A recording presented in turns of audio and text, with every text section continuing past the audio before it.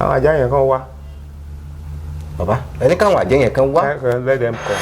Ìyàwó ọ̀run yẹn let us come face to face. Ọkọ ọ̀run yẹn let us come face to face. Agbára kan ju agbára kan lọ. Àpótí tá fi gbé oògùn ó tó yí bẹ̀rẹ̀ kẹta. Torí tí bá ti jujú báyìí iṣẹ́ ló máa dàbẹ́ ní fọ́n kó eégún wá. Ọ̀tí mo wá gbé báìbù mọ́ àgbélé ní ọwọ́. Ọ̀pẹ lé ní o òun ló máa yọwọ́ nínú ọ̀rọ̀ ọkọ ẹ̀yẹn. Ọ̀rọ̀ pé ńgbà tán lọ wú igi yẹn pé kò tí ì tásìkò tó yẹ kán gbé sílẹ̀ òun ló gbé sí ilẹ̀ wọn ò fi kan pé méjì wọ́n bẹ́ ìpè fún ni ó ṣí wèrè kú ni. Ìṣẹ̀ṣe sì wà moving episode ẹ jọ̀wọ́ ẹ dákun ẹ bá wa subscribe sí channel yìí @Abbey Olóòtú. Ẹ káàbọ̀ sórí ìkànnì Abbey Olóòtú. Lákọ̀ọ́kọ́ mo fẹ́ rọ gbogbo èèyàn ọmọ orílẹ̀-èdè Nàìjíríà a ní kámẹ́rà o bẹ́ẹ̀ sì ni a ní láptọ̀pù o nǹkan ìrìnsẹ̀ náà ó sì ń jẹ wá níyà. Mo kí gbogbo èèyàn ọmọ Nàìjíríà àyìn tẹ́ ń gbé Nàìjíríà àtẹ̀yìn tẹ́ wà lókè òkun mo kí gbogbo yín gan mo kí gbogbo yín gan. ó rọ pé tó bá ti di láàárọ̀ pé ó tẹ̀wọ̀n lọ́rùn bí ọkọ òun ṣe lọ́ ń ṣe lọ́ọ̀yà ẹ̀ ní abẹ́ bíríìjì yẹn ó tẹ́ ẹ lọ́rùn ó rọ pé ṣe bóun lòun fún lówó tó fi ń ra pépà ó rọ pé ńgbà tó bá dẹ̀ délé ní alẹ́ á jẹun tóun bá nídìí ẹ̀ wípé kó súnmọ́ òun kó ṣe pé kíní ó sọ pé á súnmọ́ òun àwọn àdìjọ ṣe pé ṣùgbọ́n tílẹ̀ bá ti mọ́ o gbọ́dọ̀ lọ sí kóòtù yẹn àwọn pé ń bọ́ ní kóòtù ó sọ pé abẹ́ bíríìjì yẹn. èyí lágbára púpọ̀ o. àwọn programs kan bẹ̀rẹ̀ sí wá sílé ayé àwọn èèyàn bẹ̀rẹ̀ sí sọ wípé ń ṣe ni adìtẹ̀ nǹkan tí ò sí nílànà celestial òun ni a introduce sí celestial pastor tó wà ní ìgbà yẹn mi ò fẹ́ dárúkọ wọn torí tí bá dárúkọ wọn tí bá dẹ̀ sọ àbí kò yé àwọn kan gẹ́gẹ́ bí mo ṣe mọ ìjọ wa wọ́n á sọ pé yàn ń sọ̀rọ̀ òdì sí pastor yẹn ni and it's one of the pastors are respected in Celestial Church. Mo sọ fún yín ní ẹ̀kan ọ̀pọ̀lọpọ̀ ló jẹ́ wípé nǹkan tí àwọn ènìyàn tí wọ́n ń ṣe ní ìsìn kì í ṣe bí a ṣe fún Celestial nìyẹn. Kí ló ń jẹ́ ọkọ ọ̀run? Agbára òkùnkùn ni. Agbára òkùnkùn dẹ̀ rí àṣẹ orúkọ Jésù Kristi òun la fi ń bawí. Ó ní orúkọ Jésù ó ní gbogbo ekún àṣekínni àwọlẹ̀. Nítorí Jésù ti fi gbogbo agbára òkùnkùn ó ti fi ṣe ẹlẹ́yà. Nígbà tí Jésù ń lọ ó ní gbogbo agbára láyé àti ní ọ̀run òun láti ṣe kíni láti fi fún òun. That means wípé agbára tí wọ́n sọ pé agbára ọkọ ọ̀run agbára ìyàwó ọ̀run ìgbàwo ìkòkò bàbá aṣáṣun yẹn it is gone already ó wà ní ọwọ́ Jésù Kristi. Jésù Kristi dẹ̀ fi gbogbo agbára òkùnkùn ó fi wọ́n ṣe ẹlẹ́yà lórí igi àgbélébù.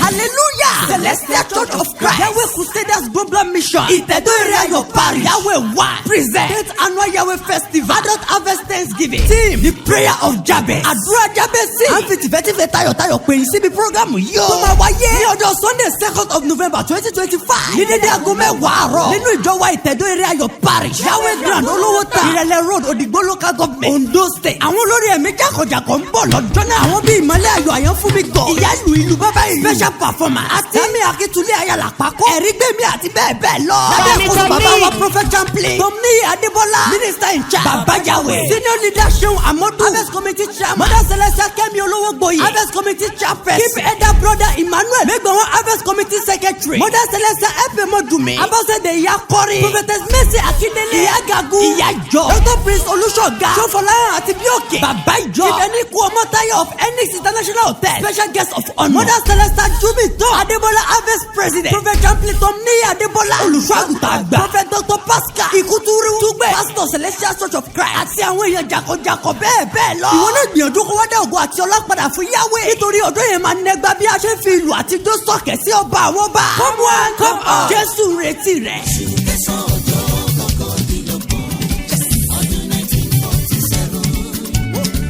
Bàbá. Ẹ pẹ̀lẹ́. Ẹ dákun kí ló kọ yín. Orúkọ tèmi ni Prophet Chaplain Tomniyi Adébọ́lá. Prophet Chaplain Tomniyi Adébọ́lá. Adébọ́lá. Ẹ dákun bàbá mi Adébọ́lá tẹ̀ ń wò lẹ́gbẹ̀ẹ́ mi yìí, ìròyìn wọn, iṣẹ́ rere tí bàbá ṣe, ìwà dáadáa tí bàbá wù ló gbé mi dọ̀dọ̀ wọn. Bàbá, ìbéèrè àkọ́kọ́ mi ni pé kí ló sún yín gan-an dédi iṣẹ́ ìránṣẹ́ tẹ̀ ń ṣe?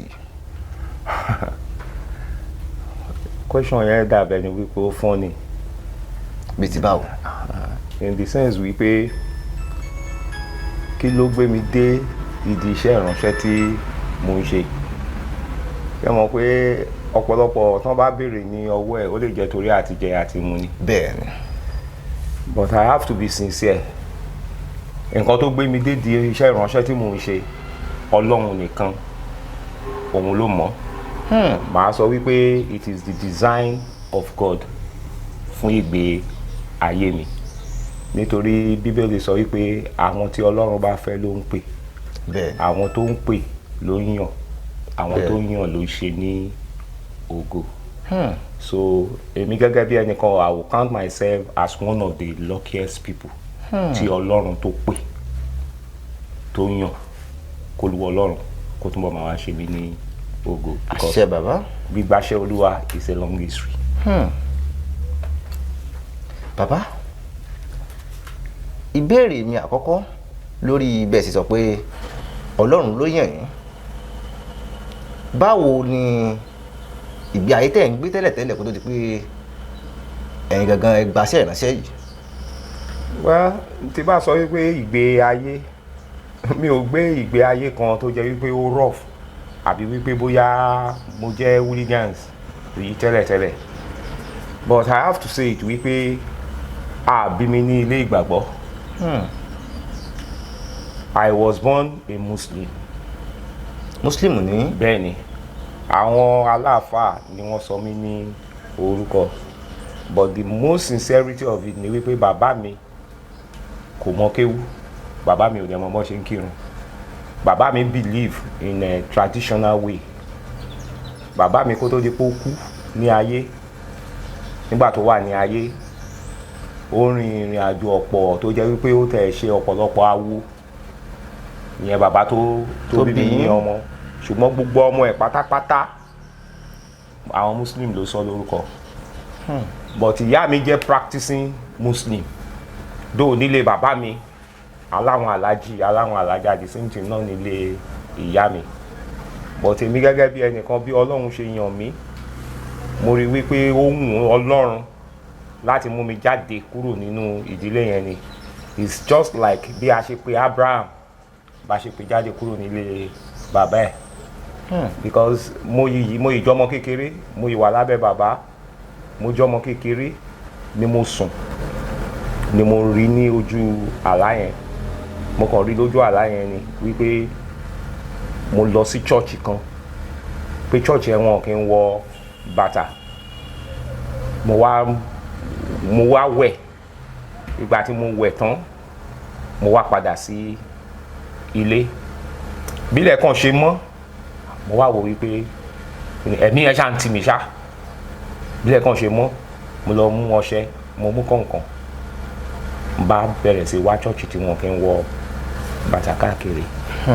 Not knowing wípé church celestial ló ń jẹ́ bẹ́ẹ̀, because secondary school ni mo wà ńgbà yẹn. Mo dẹ̀ jẹ́ member Muslim Student Society, èmi gangan ni president wọn.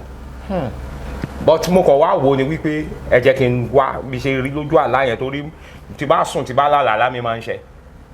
Àlàyé máa ń ṣe. Ó máa ń ṣe, mo mọ̀ bẹ́ẹ̀ láti kékeré. Òun ni mo fi decide wípé ẹ jẹ́ kí n máa wá church lọ, máa wá béèrè lọ́wọ́ ilé church wo ni wọn kì í wọ bàtà, church wo ni wọn kì í wọ bàtà. That time mo ń gbé ní Jíbówú ní Èkó.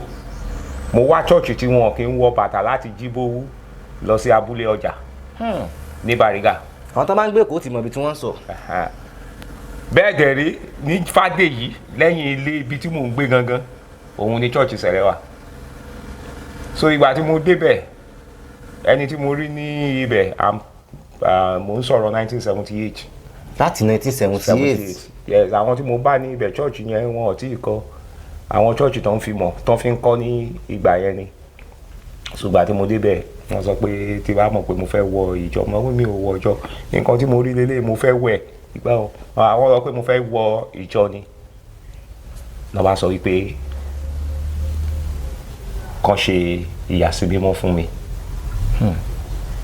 wọ́n fún mi ní ọṣẹ tán fún mi ó jẹ́ ọṣẹ kí soap nígbà yẹn bar soap ni wọ́n ń gé àwọn ọṣẹ ìfọṣọ ni wọ́n ń gé ní. ṣé ọṣẹ dúdú ni àbọ̀ṣẹ white. kì í ṣe ọṣẹ dúdú o key soap bar soap ni mo wá sọ wípé mi ò lè fọṣẹ yẹn wẹ̀ èmi tó jẹ́ wípé medicated soap ni mo fi ń wẹ̀ ọṣẹ tí máa fi wẹ̀ mo ti mú láwọn sọ pé irọ́ so mo lọ pọn omi ibi tí mo ti pọn omi yẹn tí mo ti kúnlẹ̀ nǹkan tí mo kàn mọ̀ nìyẹn ìgbà tí mo kàn máa fi recover ara mi mo rí pé gbogbo ara mi ti dọ̀tí òun náà wá ń béèrè lọ́wọ́ mi wípé ṣé mo ń lọ sí church rí mo mọ̀ pé mi ò lọ sí church rí wọ́n pe ẹ̀mí dẹ̀ balẹ̀ mi that means wípé ìjọ tí mo kọ́kọ́ tẹ̀sẹ̀ lẹ̀ ìjọ yẹn lẹ̀mí Ọlọ́run balẹ̀ mi.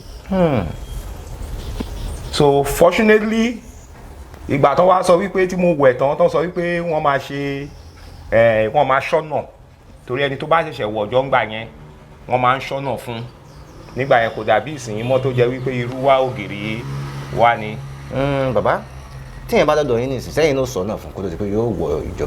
Well gẹ́gẹ́ bí mo yẹ sọ the normal thing ni wípé téèyàn bá sọ pé òun fẹ́ wọ ìjọ a ṣe ìyàsímímọ́ fún pé ó wọ ìjọ ó ní bá ṣe ń ṣe a pọn omi kọ̀ọ̀kan àti ọṣẹ àti ìmọ́lẹ̀ kan wọ́n á kọ orin fún orin tó dẹ̀ máa ń kọ ni pé Jésù ló ń pe ọ̀tọ̀ọ̀tọ̀ máa bọ̀ ẹlẹ́ṣẹ̀ wá òun lórí yẹn that is the normal thing nǹkan tó wà nínú ìlànà celestial nìyẹn kì í ṣe dandan kán ṣọ́nà fún kì í ṣe dandan kán ṣọ́nà fún tó bá jẹ́ wípé ìjọ tí ẹ̀mí Ọlọ́run wà if there is any message fún ẹ̀mí Ọlọ́run fún rẹ̀ ló máa deliver message yẹn but a ti sọ di tradition wípé ó gbọ́dọ̀ rí bẹ́ẹ̀ then ọ̀pọ̀lọpọ̀ èèyàn ló ń wá nísìnyí gan tó jẹ́ wípé kì í ṣe pé ó wá wọ̀jọ́ but ó wá pé ẹ wá ṣọ́nà fún mi tó jẹ́ wípé wọ́n fẹ́ wá sọ ìjọ Ọlọ́run di ilé babaláwo ẹ̀yẹ̀mí wò tí ó kà sọ́nà tí ò ní wá mọ́ tí ò ní wá mọ́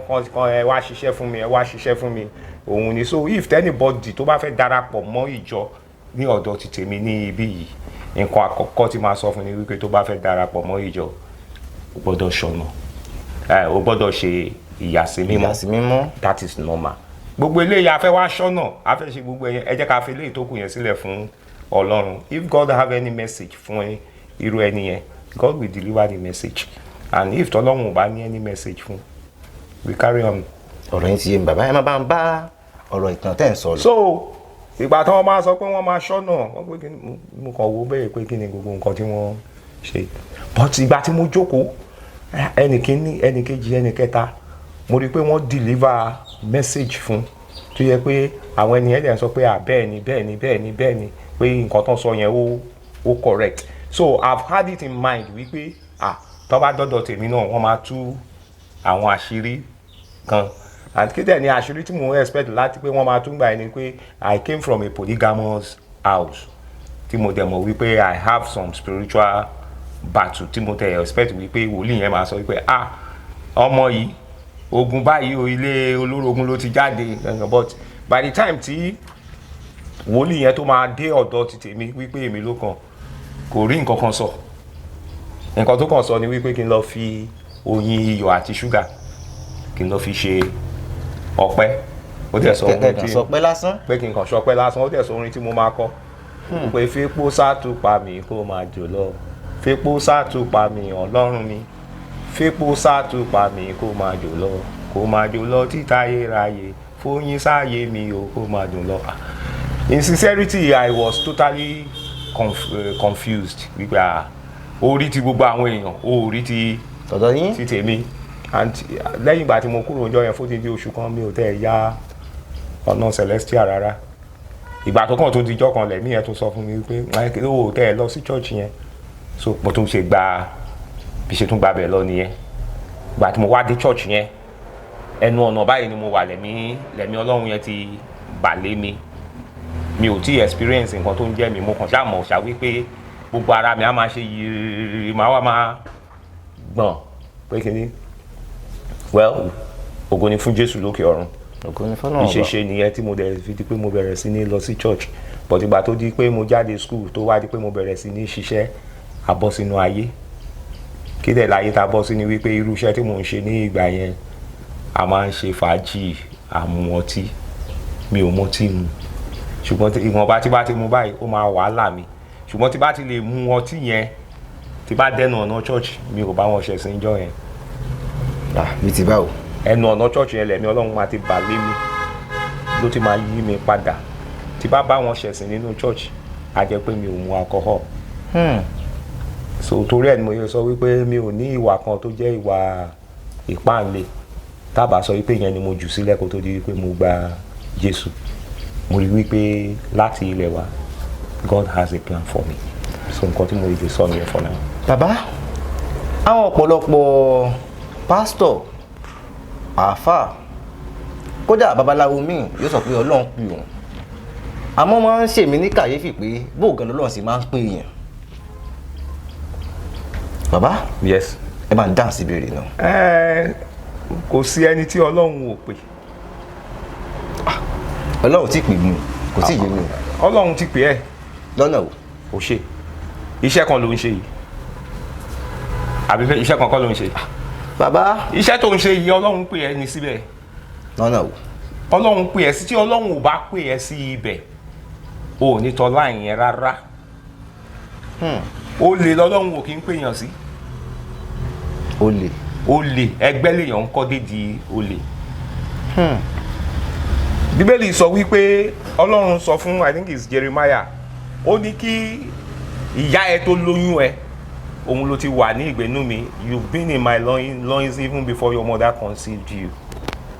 Nǹkan tó sọ fún Jeremiah nìyẹn ó sọ pé òun ti mọ̀ that means wípé kó tó di wípé omi àti ẹ̀jẹ̀ ó papọ̀ ó di ènìyàn Ọlọ́run ti mọ̀ nǹkan tó fẹ́ dà o. Sátánì òun ló ń yí kádàrá ẹ̀dá òun ló ń yí padà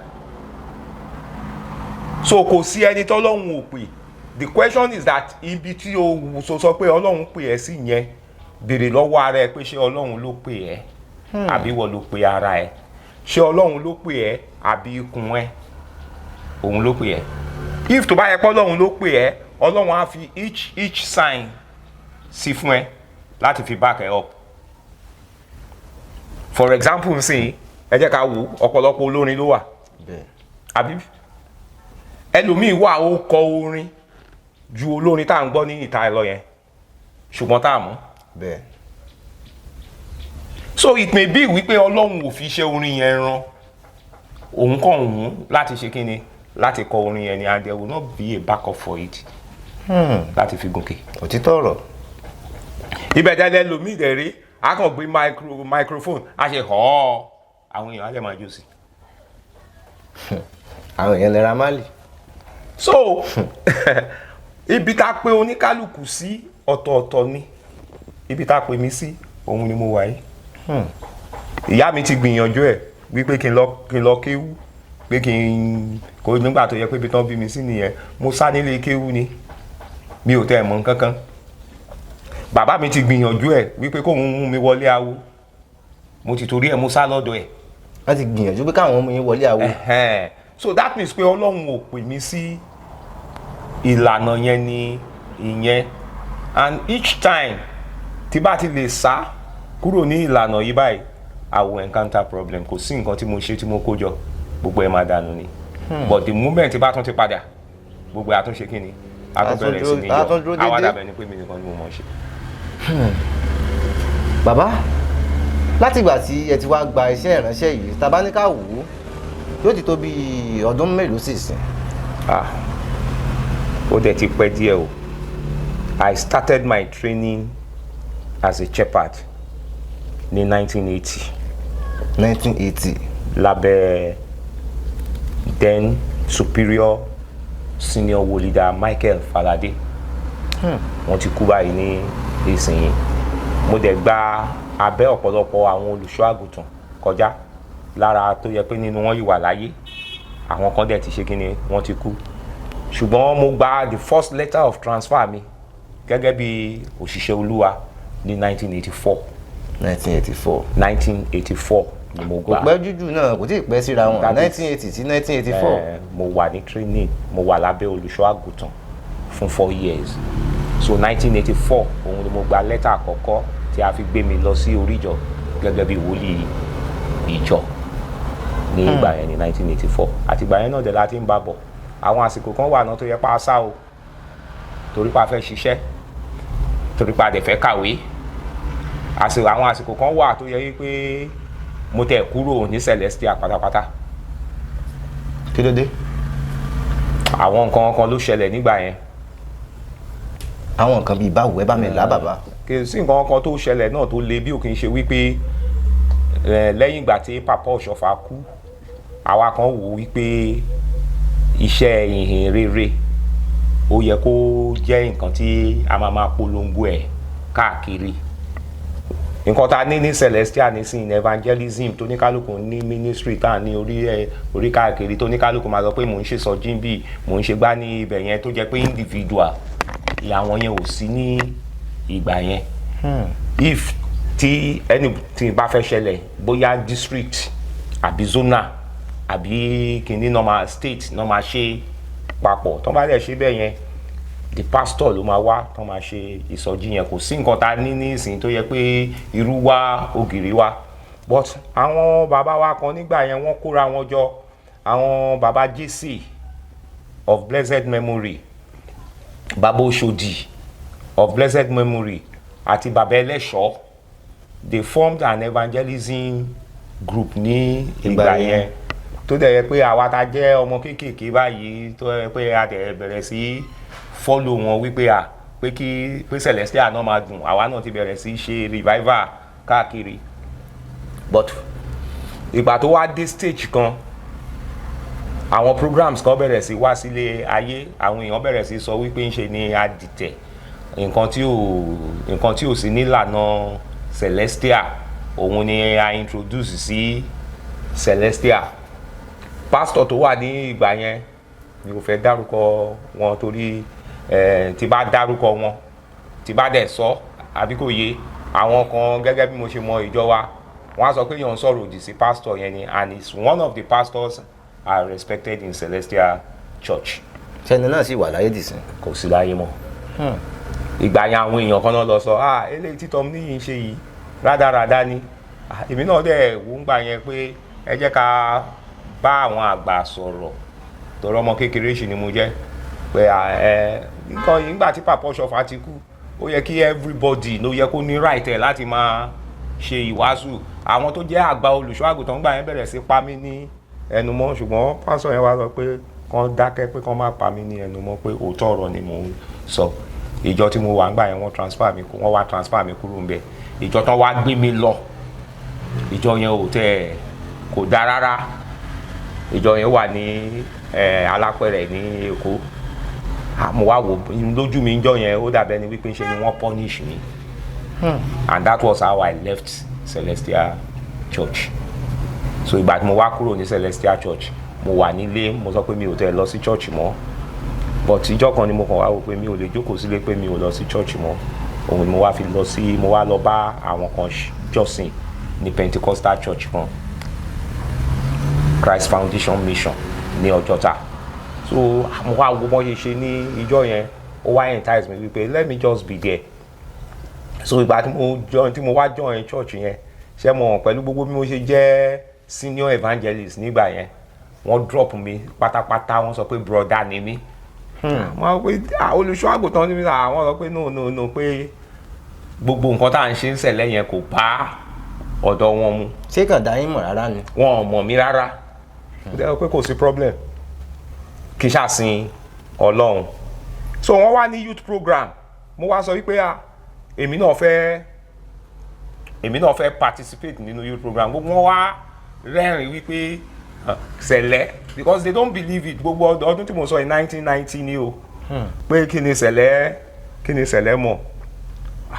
So pastor church yẹn evangelist Apollo ó kàn like mi ni, àwọn sọ pé kán jẹ́ kémi náà pé kán bó tẹ bí ò tẹ ju 5 minutes pé kán fún mi pé kémi náà lead the prayer.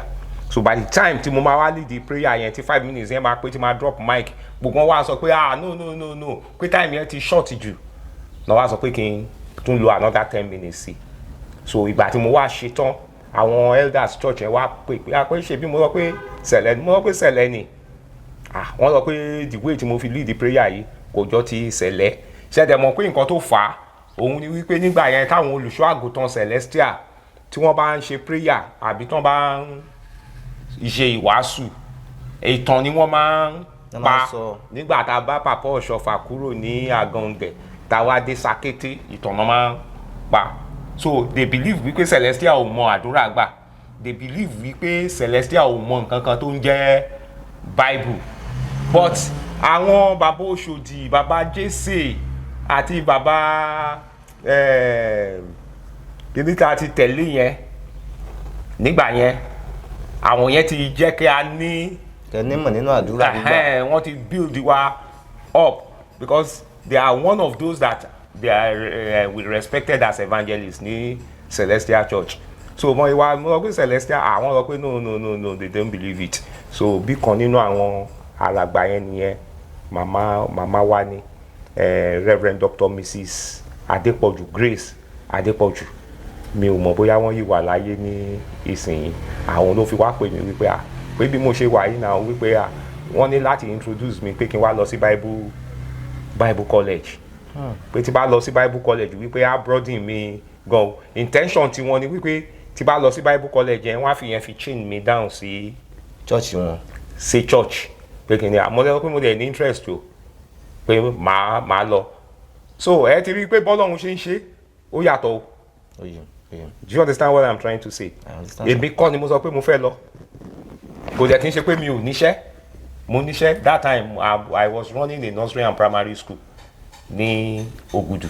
sẹ́yìn lẹ́nu ni àbí. èmi ni mo ní fúnra mi so bọ́n ṣe introduce mi nìyẹn sí Faith Bible College ní Sango Water ní Èkó ní Ogun State lábẹ́ àkóso late Reverend Dr. Olumide Ige so bí ṣe wọbẹ̀ nìyẹn as a certificate student so ìgbà tí màá fi parí ọdún kan yẹn that was in 1995 I was ordained a reverend pastor to All Faith Gospel Mission Ige fúnra ẹ̀ Reverend Dr. Ige fúnra ẹ̀ ló pè mí I was in certificate class náà wípé no wípé bóun ṣe ń wò mí I supposed to be ordained àmọ́ pé mi ò I don't have any interest so wọ́n á sọ pé àwọn tó máa ṣe ordination fún yẹn wọ́n máa ṣe exam wọ́n máa ṣe gbogbo ẹ̀ and I sat for the exam and I passed the exam so wọ́n sọ pé wọ́n máa ordain mi nìyẹn so wọ́n ordain mi as a reverend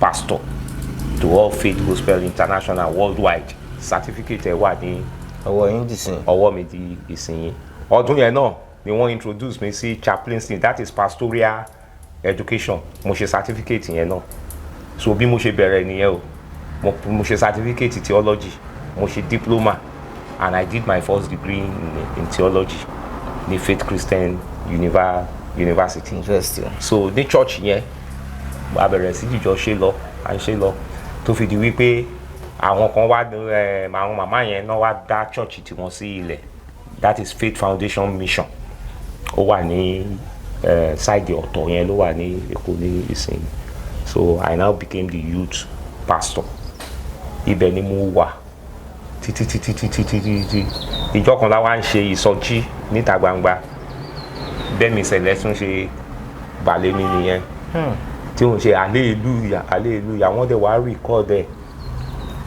so bá ṣàṣeṣe tán ṣá òun ni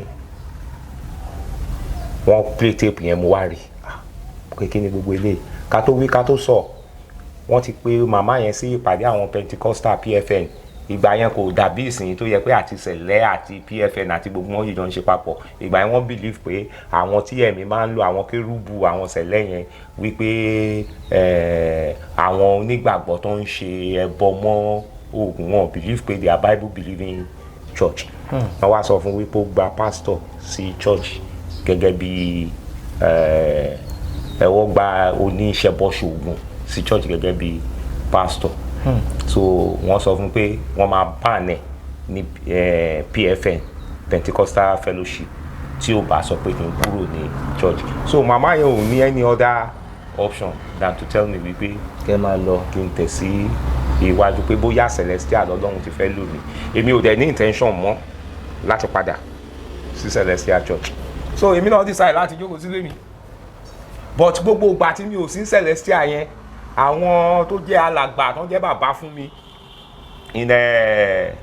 in Celestial, àwọn bíi late Awófẹ̀kọ́, bàbá rẹ̀ Adélájà, bàbá Fálọlá, wọ́n máa ń wá mi wá sí ilé o, wọ́n á wá sí school mi, wọ́n á wá ṣe wàásù fún mi pé kí n padà sí Sẹ̀lẹ̀ nǹkan, àwọn pé mi ò nídìí Sẹ̀lẹ̀ mọ́ pé kí ni, nítorí ìgbà yẹn mo wò wípé mo ti ní first degree in theology, mo fẹ́ prepare láti lọ bẹ̀rẹ̀ sí ṣe masters, so màá wá ṣẹ̀ṣẹ̀ wá padà sí Sẹ̀lẹ̀. Kí ni Sẹ̀lẹ̀ fẹ́ offer mi? Sẹ̀lẹ̀ has nothing again láti offer mi, but bàbá Adélájà ó máa ń sọ̀rọ̀ kan gbà yẹn, a sọ wípé mo lọ kọ́ ẹ̀kọ́ ni, pé ọ̀la Celestial ni mi, pé mo ń padà bọ̀ ní ilé, and ìjọ kan náà kàn dẹ̀dẹ̀ wá bá mi, àwọn pé àbáwo ní nǹkan náà sọ wípé pastor ń pè mí, wọ́n pé pastor ń pè mí, hallelujah. So ìgbà tí mo dẹ̀ tẹ̀lé wọn, mi ò mọ nǹkan tó dé tí mo fi tẹ̀lé wọn. Pastor kan sọ̀rọ̀, ó fi mí ṣe yẹ̀yẹ́, ó sọ pé ṣó tán báyìí nísìnyí. Pastor wo gangan? Mi ò fẹ́ dárúkọ ẹ̀. Ẹ bá mi dárúkọ wọn. Tí a bá fẹ́ mọ̀, Pastor A.A. Bada, Alexander Abiodun Bada. Ṣáṣí wà láyé dìsí? Wọ́n sì láyé. He's a pastor I respected most. Ó fi wá sọ wípé wọ́n sọ pé èmi tó yẹ pé mo jákè kanjú, pé mo rógun, pé mo sá.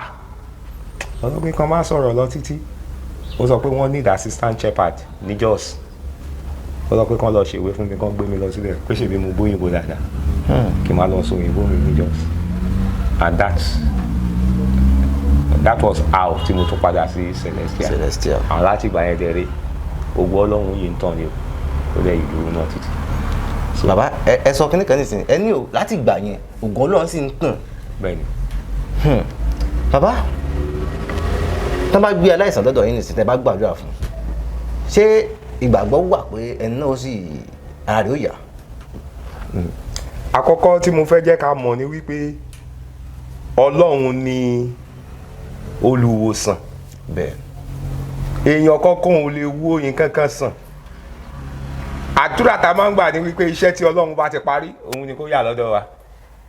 Tí bá fọwọ́ sọ̀yà báyìí nísìnyí wípé ẹ lọ gbé aláìsàn wa, tẹ́ bá gbé débì, ó máa rí ìwòsàn. Kán wá lọ gbé ẹni tó ní cancer tó ti wà on admission for the past 2 years wá, kán máa wá gbé bọ̀ lọ́dọ̀ mi. Ṣé mi ni mo fẹ́ wòsàn? Jésù ni ọba olùwòsàn. Bẹ́ẹ̀. Tí Ọlọ́run bá ti fọwọ́ tọ́ omi àti ẹ̀jẹ̀ ara ẹ̀ tó bá ti wòsàn, tí Ọlọ́run fẹ́ gba ògo, nínú ògo títí ẹ̀ làwa ti ń ṣe ògo, tọ́lọ́run fẹ́ gba ògo, wọ́n á dẹ̀ gbé dé ibi láì ṣe nǹkan kan fún gangan rárá. Kákan lọ pé ẹ gbà tẹ̀ ẹ̀yìn kọ́kọ́ mu omi ìyàsí mímọ́, á dẹ̀ ṣe kí ni, á dẹ̀ rí ìwòsàn. Táná máa sọ pé ó ṣe. Ẹ̀yin náà lọ pé ẹ ṣe náà. Á lọ pé mi ni mo ṣe, bẹ́ẹ̀ dẹ̀ rí Ọlọ́run ló ṣe kí ni. Ló ṣe. Ọlọ́run ló ṣe. Ọlọ́run kàn fẹ́ fi títóbi agbára ẹ̀, ó kàn fẹ́ fi hàn ni. Òun ló ṣe sọ wípé ká dá gbogbo ògo padà. Ó ní aráyé ò lè bá òun pín nínú ògo òun. So if you see any pastor tó bọ́ síta tó sọ pé wọ́n gbé òkú wá, òun jí òkú dìde, wọ́n gbé aláìsàn wá, ẹ máa gbé wọn bọ̀, irọ́ pátápátá. Ó ń polongo ara ẹ̀ ni, kò polongo Jésù. The only person that can heal is the Lord Jesus Christ. Tó bá ń wọn Ọlọ́run láti gba ògo yẹn, tó dẹ̀ fẹ́ pín fún mi nínú ògo yẹn, tó bá gbé débi ìyanu á ṣe kí ni? Ìyanu á ṣẹlẹ̀. Tí wá dé láti gba àdúrà ká dẹ̀ bẹ̀ Ọlọ́run wípé Olúwa Ọlọ́run ṣe lè ṣe ìyanu. So tọ́lọ́run bá wá ṣe ìyanu yẹn, gbogbo ògo yẹn kó wá jẹ́ ti Ọlọ́run, káwa náà wá gbà nínú ògo yẹn. Ògo náà. Bàbá, láti bíi 1980 tẹ́lẹ̀ ti bẹ̀rẹ̀ iṣẹ́ ìránṣẹ́ yìí, ǹjẹ́ ẹ ti láwọn àdójúkọ kan pé bóyá yálà aláìsàn kan wá church yín, àbí ẹni tí ò rọ́wọ́ yọ mú lọ sẹ́nu ó wá sí church yín, ẹ wá ń ṣègbìyànjú láti jẹ́ kí ẹni náà padà sípò? Àwọn kan wá pé iṣẹ́ tó ń dáwọ́lé yìí àbí ẹni tó ń gbìyànjú fún yìí o ò gbọ́dọ̀ ṣe àbí irú nǹkan báyẹn bàbá. Well, there are many challenges eléyìí téèyàn rí ní ojú ayé àti eléyìí téèyàn rí ní ojú ẹ̀mí àti eléyìí téèyàn rí lójú ìran. Ṣùgbọ́n Ọlọ́run nìkan ló ń sustain èèyàn. bẹ́ẹ̀ Ó ní ẹni tí Ọlọ́run ṣe tiẹ̀ ta ló lè kọjú ìjà sí. Orin Celestial kan ló sọ bẹ́ẹ̀, ẹni tó Ọlọ́run ṣe tiẹ̀ ta ló lè kọjú ìjà sí. The moment tí o bá ti mọ̀ wípé Ọlọ́run ló pè ẹ́, fi gbogbo eléyìí tó kù fi sílẹ̀ fún Ọlọ́run. Ọlọ́run ló máa face gbogbo challenges yẹn o. Ẹni tí ò gbaṣẹ́ Olúwa gan, tí ò kì í ṣe pastor gan, ó ń face challenges. But there are many challenges tó yẹ pé a ti face, but màá kàn sáré rántí àwọn bíi méjì kan. ẹ bá ń sọ bíi méjì sí mẹ́ta bàbá. Àkọ́kọ́, ìgbà tó post mi ní ìgbà yẹn lọ sí Enugu. Ìgbà tí mo dé ibẹ̀, mi ò lójú oṣù mẹ́fà lọ o. Ìgbà tí mo dé ibẹ̀, mo rí wípé culture wọn ó yàtọ̀. Nǹkan tí ọ̀pọ̀lọpọ̀ olùṣọ́-àgùntàn kì í mọ̀ ni, and that is why they have problem níbi tí wọ́n bá gbé lọ wọn lọ. Wọ́n transfer mi lọ sí ibẹ̀ ni. Ibikíbi tí wọ́n bá dẹ̀ transfer mi lọ, nǹkan tí mo kọ́kọ́ fẹ́ mọ̀ ni wípé culture wọn, ìwà àti ìṣe wọn nínú ìjọ yẹn, ìwà àti ìṣe wọn ní àdúgbò ibi tí mo wà, ìwà àti ìṣe wọn ní ìlú ibi tí mo wà. So màá rọra ń ṣe jẹ́jẹ́. So ìjọ yẹn àwọn kankan wá dé ni, wọ́n mú ìránṣẹ́kùnrin yẹn wá, ó wọ kóòtù. But ẹ̀ka bá ti rí a ti mọ̀ wípé kò gbádùn. Wọ́n sọ pé kò gbádùn, wípé tó bá di láàárọ̀ báyìí ó máa múra. Lọ́ọ̀yà ni o. Pé tó bá ti wá wọ kóòtù yẹn tó ti múra abẹ́ni kó ń lọ sí court, abẹ́ bridge ló máa ń wà. A ra gbogbo pépà tó bá jáde níjọ́ yẹn. Bó bá dẹ̀ ṣe ń ka yẹn ló máa túmọ̀ ẹ̀ fáwọn èèyàn. Àwọn èèyàn máa ń pèlè ní orí. Ìlú òyìnbó dẹ̀ náà sọ pé ó ti lọ sí school tó ti di lọ́ọ̀yà. Ọ̀rọ̀ tó lágbára ni. Àgbàdúrà. Ọlọ́run wá fi hàn lójú ìran wípé obìnrin ló wà nídìí ọ̀rọ̀ ẹ̀. Those are the mistakes tí ọ̀pọ̀lọpọ̀ ìránṣẹ́ Ọlọ́run máa ń ṣe. Ṣé àwọn pé the moment tó sọ wípé obìnrin ló wà nídìí ọ̀rọ̀ ẹ̀ yẹn, ìsídà kó yẹ pé ìyàwó ẹ̀, ìsídà kó jẹ́ pé ìyá ẹ̀, tó bá bímọ obìnrin, ìsídà kó yẹ pé ọmọ yẹn, tó bá ní girlfriend, ìsídà kó yẹ pé girlfriend yẹn obìnrin ṣáà ni. Ẹsẹ̀kẹsẹ̀ yẹn obìnrin ló wà nídìí ọ̀rọ̀ ẹ̀. Ẹ jẹ́ ká dúpẹ́ lọ́wọ́ Ọlọ́run. Ẹ̀yin tẹ́ kó wá lélẹ̀, ìyá ẹ̀ pẹ̀lú wọn, àwọn àbúrò ẹ̀ wà ní inú wọn. Nǹkan t'Ọlọ́run sọ fún mi ni wípé obìnrin ló wà nídìí ọ̀rọ̀ ìránṣẹ́ yìí o. But obìnrin tó wá jẹ́ mi ò mọ̀. Ìwọ ìyá ẹ̀ lọ yẹra ẹ wò. Ìwọ ìyàwó ò tẹ̀lé wọn wá. Ìwọ ẹ̀gbọ́n ẹ̀ lọ yẹra ẹ wò.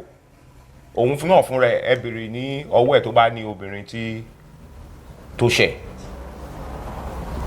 Ní kálukú dẹ̀ bẹ̀rẹ̀ sí sọ títí ẹ̀, òun ò ní nǹkan kan mọ́. Àdúrà la máa ṣe kí ni o. Àdúrà la máa gbà. And nǹkan kan tí a kọ́ ní Chaplain College, that is Pastoral College, òun ni wípé tí ẹ̀mí Ọlọ́run bá tẹ̀ sọ, ọ̀tọ̀ ní ìṣọ́nà, ọ̀tọ̀ ní ìtọ́nà. Ìtọ́nà yẹn ni counseling. Ọ̀pọ̀lọpọ̀ báyìí nísìnyí nǹkan tó ń wá sísẹ̀lẹ̀ fún ni wípé ẹ wá ríran sí mi, kí ni nǹkan tó ṣẹlẹ̀. Kò sẹ́ni kankan nu wọn mọ́ tó fẹ́ counseling, and that's one of those things ta kọ́. Ìyẹn ni mo yẹ sọ wípé nǹkan tí pastor yẹn ṣe fún mi kì í ṣe pé ìkà ló ṣe fún mi, ṣùgbọ́n ó ṣe nǹkan kan lá fún mi láti lè tún ran iṣẹ́ ìránṣẹ́ mi ní ọwọ́ ni. So in the process of now counseling, a counsel wọn nípa ẹ̀mí Ọlọ́run. Mo rí wípé Ọlọ́run jẹ́ kí n rí wípé ìyá yẹn ọwọ́ ẹ̀ mọ́, àbúrò ọwọ́ ẹ̀ mọ́. Ó yìí kó obìnrin kan ẹ lọ pé ìyàwó ẹ̀ wá. ìgbà tíyàwó yẹn dé a gbàdúrà ẹ̀mí Ọlọ́run tọ́ mi sọ́nà mo bá ṣe yẹ̀yẹ́ àjíjọ ṣe gbogbo ẹ̀ ibi táyì tí ń sọ̀rọ̀ yẹn táyì tí ń dápara ẹ̀mí Ọlọ́run yẹn náà kàn sọ fún mi pé kí n béèrè lọ́wọ́ ẹ̀ pé kí lọ́kọ ẹ̀ fi ṣe màá kàn béèrè lọ́wọ́ ẹ̀ kí lọ́kọ ẹ̀ fi ṣe the next thing tó kàn dáhùn ni pé pastor wetin concern you ṣe mọ̀ pé ilẹ̀ Igbo ni pastor wetin concern you àmọ́ pé no vex now I just wan know the thing wey happen ló wá dá mi lóhùn wípé òun kàn fẹ́ sọ fún mi ní o wípé ìgbà tó kàwé tó lọ sílùú òyìnbó ó sọ pé iṣẹ́ oko lòun ń ṣe broken ló fi ń sọ o pé iṣẹ́ oko lòun ń ṣe tóun fi máa ń sẹ́ǹdì owó sí ní ìlú òyìnbó pé ó wá di lọ́ọ̀yà tán ní ọ̀hún pé he come dey practice law there na him he come say he wan marry òyìnbó woman say me I no sabi book ó sọ pé òun òyìnbó straight lòun pé sọ òun fẹ́ òyìnbó pé àwọn fámìlì ẹ̀ wá ń fòun ṣe yẹ̀yẹ́ wípé òyìnbó ni ọmọ àwọn máa fẹ́ pé nígbà tó bá máa fi padà sí Nàìjíríà wọ́n á ti rí wípé yes òyìnbó ni òyìnbó ló fẹ́ ó sọ pé òun wá wò ó ni wípé ok o tó bá yẹ pé bẹ́ẹ̀ ni o òun mọ nǹkan tóun máa ṣe pé lọ́ọ̀yà tó kọ́ yẹn ẹjọ́ tó fẹ́ máa dá lọ́hùn yẹn pé kó máa padà bọ̀ Nàìjíríà kó máa dá. èyí lágbára púpọ̀ o. so òun kàn bá rẹ̀ ní Nàìjíríà ni àmọ́ wá béèrè lọ́wọ́ ẹ̀ wípé inú ẹ̀ dẹ́ ń dùn bó ṣe ń ṣe báyìí ó sọ pé kí ló kàn mí ó sọ pé tó bá ti ń ṣojúṣe òun fún òun àmọ́ apá àwọn ọmọ yín kọ́ ó sọ pé kí n fìyẹn sí ilẹ̀ ó sọ pé first born àwọn wà ní yunifásitì báyìí pé first born àwọn á máa ṣe lọ́ọ̀yà yẹn pé lọ́ọ̀yà yẹn lọ́mọ yẹn lọ ṣe pé iṣẹ́ oko yẹn náà lòun máa fi rán ó sọ pé tó bá ti di láàárọ̀ pé ó tẹ̀wọ̀n lọ́rùn bí ọkọ òun ṣe lọ́ ń ṣe lọ́ọ̀yà ẹ̀ ní abẹ́ bíríìjì yẹn ó tẹ́ ẹ lọ́rùn ó sọ pé ṣe bóun lòun fún lówó tó fi ń ra pépà ó sọ pé ìgbà tó bá dẹ̀ délé ní alẹ́ á jẹun tóun bá nídìí ẹ̀ wípé kó súnmọ́ òun kó ṣe pé kíní ó sọ pé á súnmọ́ òun àwọn àdìjọ ṣe pé ṣùgbọ́n tílẹ̀ bá ti mọ́ o gbọ́dọ̀ lọ sí kóòtù yẹn àwọn pé nbọ ní kóòtù ó sọ pé abẹ́ bíríìjì yẹn èyí lágbára púpọ̀ o. mo wá sọ fún mi pé nǹkan tọkùnrin yẹn ṣe ò dáa pé nǹkan burúkú ni inú ẹ̀ náà ti dùn wípé òun rí ẹni sọpọ́ọ̀tì òun inú ẹ̀ ti dùn mọ̀ pé kò dáa o ó sọ pé pastor you too you talk so you fit do am àmọ́ pé èmi kẹ àmì ò lè ṣerú ẹ̀ o pé ṣé abẹ́ bíríìjì ni mo ti máa lọ gbàdúrà fáwọn èèyàn ni kàn dìde mo wá gbé báìbù mo wá gbélé ní ọwọ́ ọ̀pẹ léni o òun ló máa yọwọ́ nínú ọ̀rọ̀ ọkọ ẹ̀ yẹn ló bá sórí kodò ẹ̀ kan ṣe ló kàn dìde ó sọ pé pastor no this one wey you do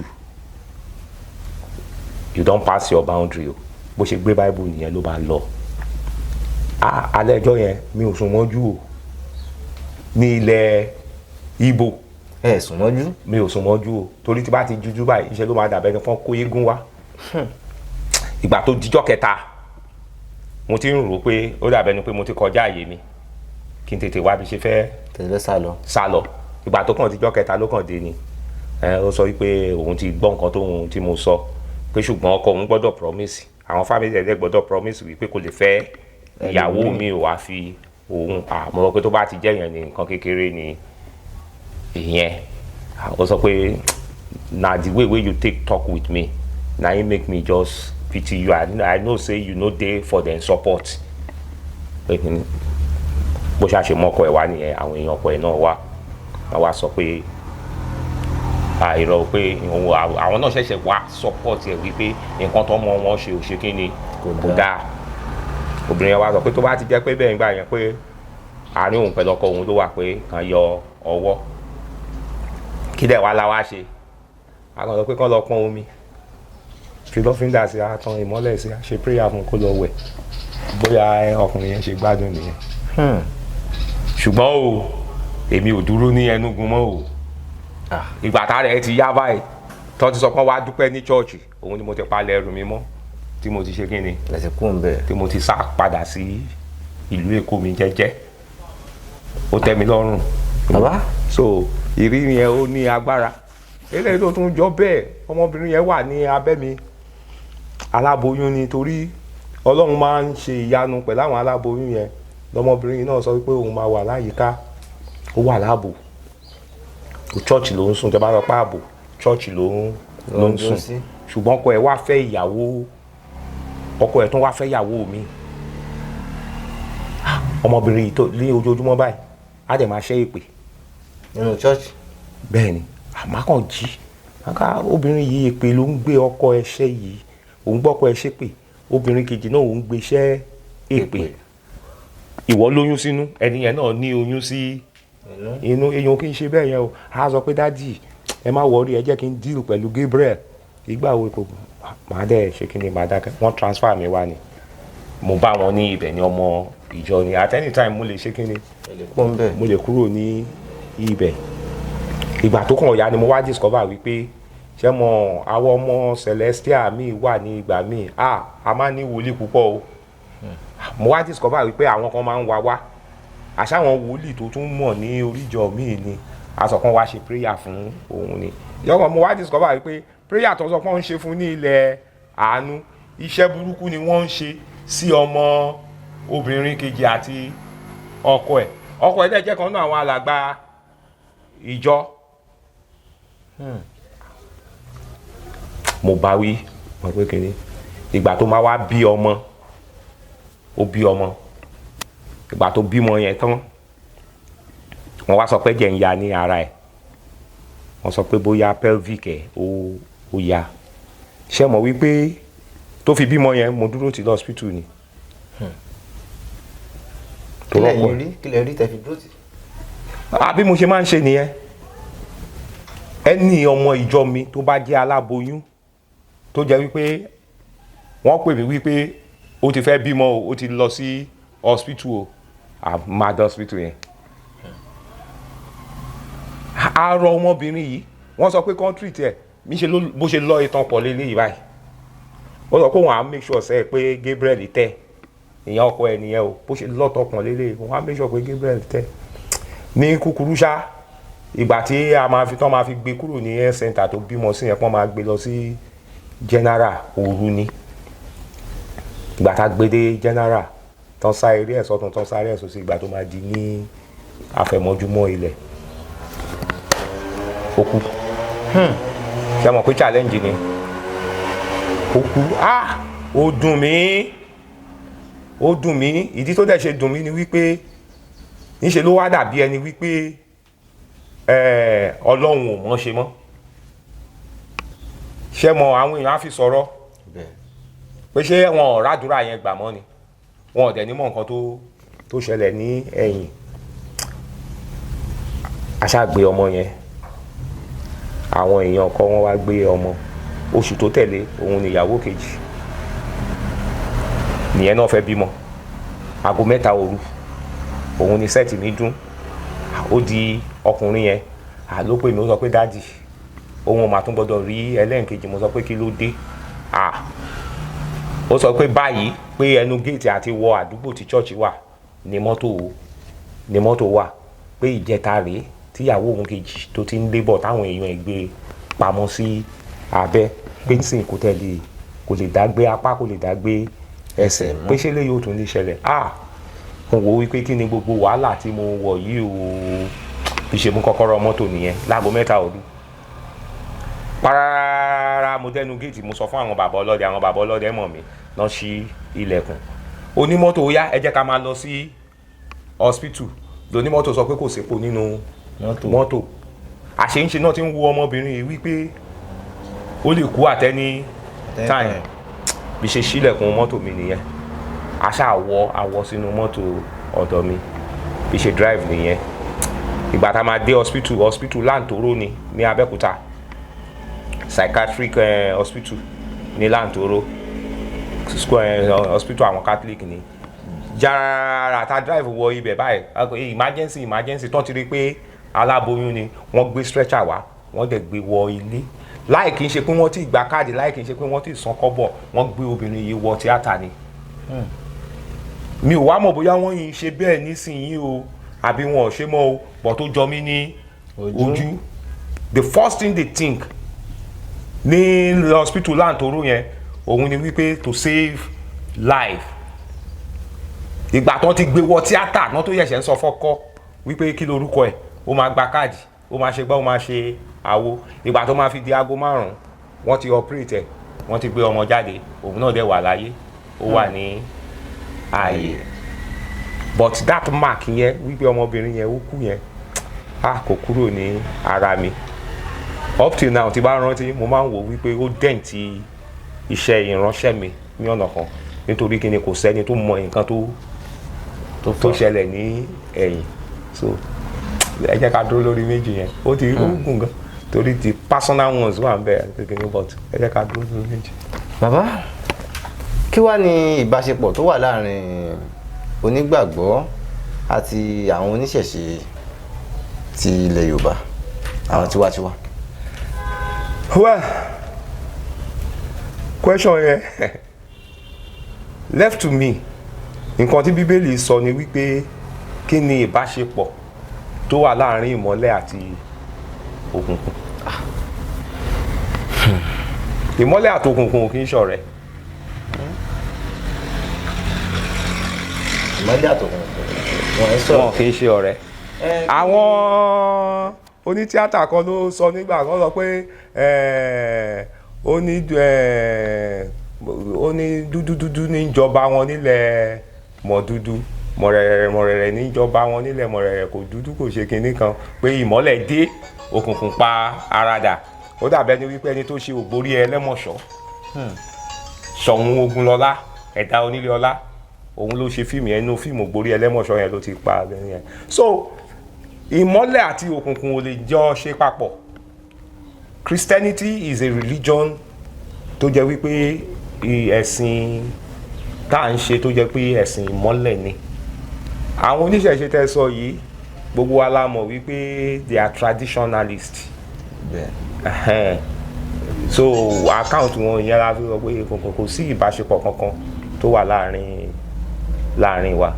Tó àjíjọ wà nílùú o, ibi tá wà báyìí, or let's say in this Nigeria, ọjà tá fẹ́ lọ, tá ti fẹ́ lọ ra oúnjẹ, ó lè jẹ́ ẹni tó ń ta oúnjẹ yẹn, ó lè jẹ́ oníṣẹ̀ṣe ni. A lè sọ pé àbá ra oúnjẹ pé màmá wá bí tí Christian ti ń ta oúnjẹ káàkiri, ṣe mọ̀ pé yẹn ò possible. So ìbáṣepọ̀ yẹn kì í ṣe irú yẹn ni mò ń sọ. Bọ̀ pé kájíjọ wá jókòó, kájíjọ no, òkùnkùn àti mọ́lẹ̀ ò lè jíjọ ṣe pọ̀. Bàbá, mo ń gbàdẹ sọ nísìnyí, ẹ ní òkùnkùn àti mọ́lẹ̀ wọn ò lè jọ ṣe papọ̀. Kí ni àrídájú fún yín pé àwọn oníṣẹ̀ṣe òkùnkùn ni wọ́n? Thank you very much. Ó ní mo mẹ́ni tí mo gbàgbọ́, mo mẹ́ni tí mo ń sìn o, a tó fara tì bí òkè ó ṣe o bàbá. Mo mẹ́ni tí mo gbàgbọ́. Òun dẹ̀ ni Jésù Kristi tí gbogbo wa mọ̀ pé ìmọ́lẹ̀ ni. Bẹ́ẹ̀. Ṣùgbọ́n ẹ béèrè lọ́wọ́ oníṣẹ̀ṣe yẹn pé kí ló gbàgbọ́, a sọ pé òun gba Ògún gbọ́. Aláwọn kan tó jẹ́ wípé èṣù òun ni wọ́n ń ṣe kí ni wọ́n ń bọ. Ṣé èṣù àti Jésù ṣé ọ̀rẹ́ ni wọ́n? Ara o.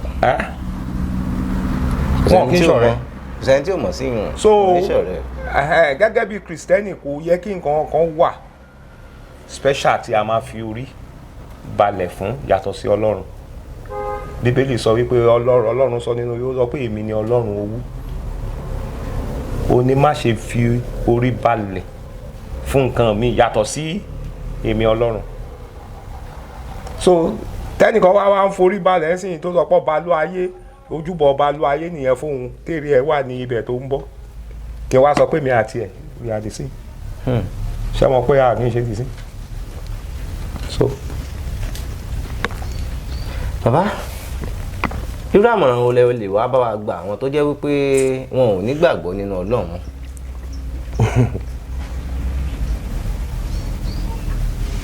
Kò sí àmọ̀ràn tí a fẹ́ gbà wọ́n tó fẹ́ lọ títí. Ìwé Jòhánù ó sọ wípé àwọn tí Ọlọ́run bá fẹ́ fúnra ẹ̀ òun ló ń pè láti di ọmọ Ọlọ́run.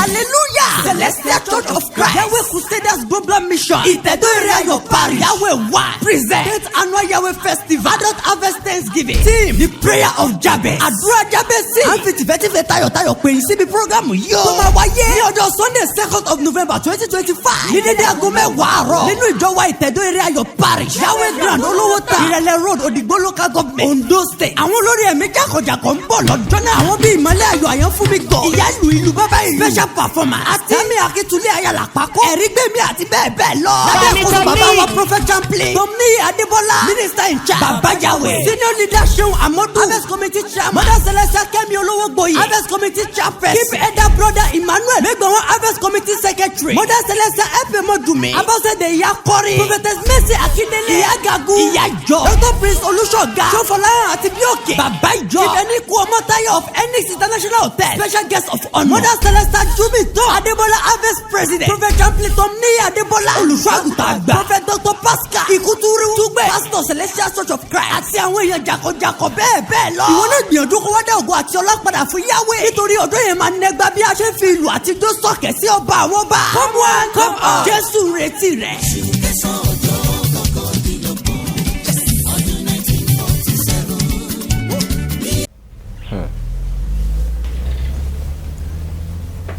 ó lè wọ̀n ẹ́ láti fẹ́ di ọmọ Ọlọ́run tọ́lọ́run ò bá pé ẹ ńkọ́. But kó tó di pé Ọlọ́run pé ẹ, God have to look at your attitude and your discretion.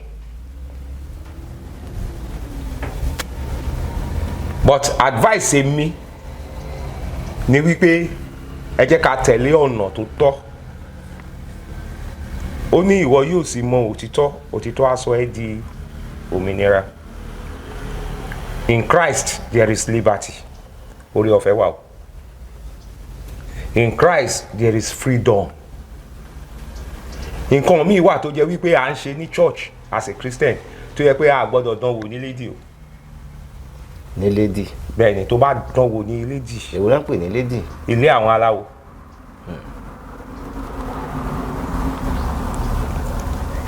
O lè wọnú church báyìí nísìnyí báyìí kó sọ wípé olùṣọ́ ẹ àbí pásítọ̀ ẹ ó ṣẹ ẹ kó sọ̀rọ̀ sí kó jáde o, kò sí nǹkan tó fẹ́ ṣe o. Tó bá dẹ̀ ṣe jù o lè gbé lọ sí kóòtù àbí kó fọlọ́pàá mú. Ṣùgbọ́n tó bá wà ní ìṣẹ̀ǹbáyé yẹn, for example nsìn kó wà ní awo onígunnu tàbí ògbóni àbógbóni, àwọn onígunnu nígbà tí wọ́n bá fẹ́ jáde wọ́n ní right, wọ́n ní rituals kan tó máa ń ṣe tó yẹ pé wọ́n máa wọnú igbó lọ wú igi ni.